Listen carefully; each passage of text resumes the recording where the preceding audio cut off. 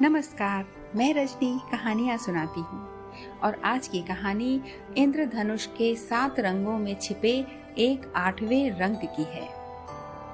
फिर नृत्य करती रंगीन तितलियों ने नर्म पंख फड़फड़ाए।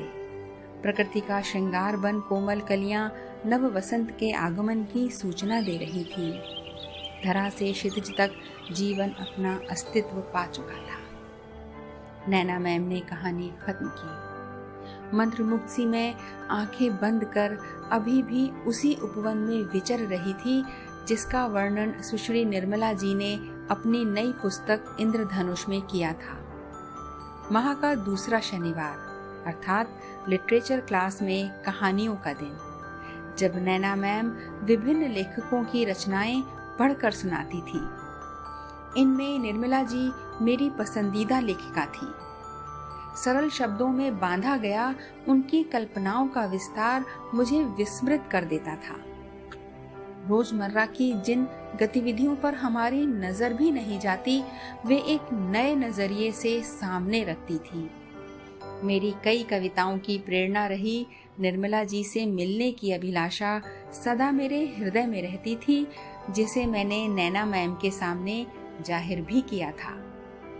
मैं यह समझना चाहती थी कि साधारण सुखों की ऐसी असाधारण व्याख्या करने की गहरी पारखी नजर वे कहाँ से लाती हैं। लेकिन जैसा कि मैम ने हमें बताया था, वे किसी से ज्यादा मिलना जुलना पसंद नहीं करती थी।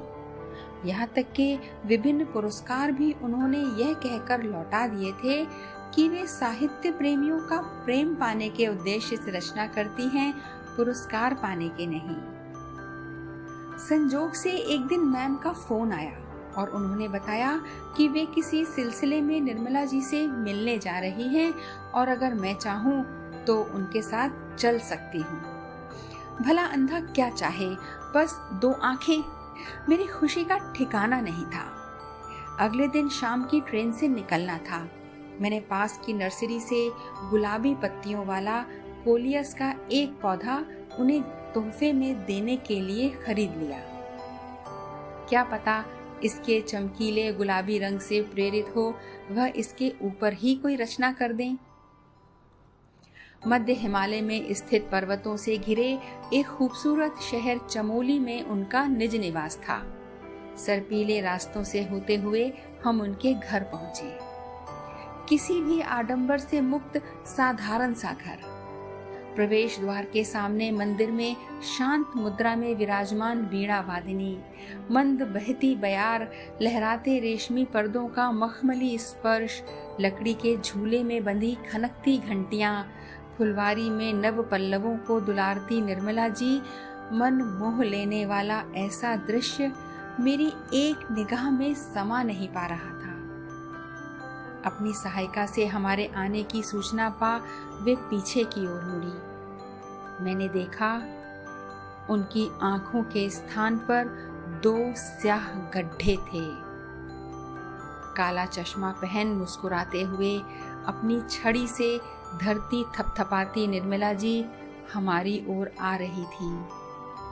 नेत्रहीनता के काले रंग के मध्य सतरंगे इंद्रधनुष को सजा सकने की विलक्षण प्रतिभा के सम्मान में मैं नतमस्तक थी।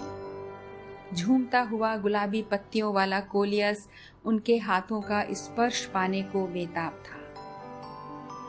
आज की कहानी यही खत्म करती हूँ। एक नए रंग के साथ जल्द ही आपसे फिर मिलूंगी। तब तक के लिए विदा।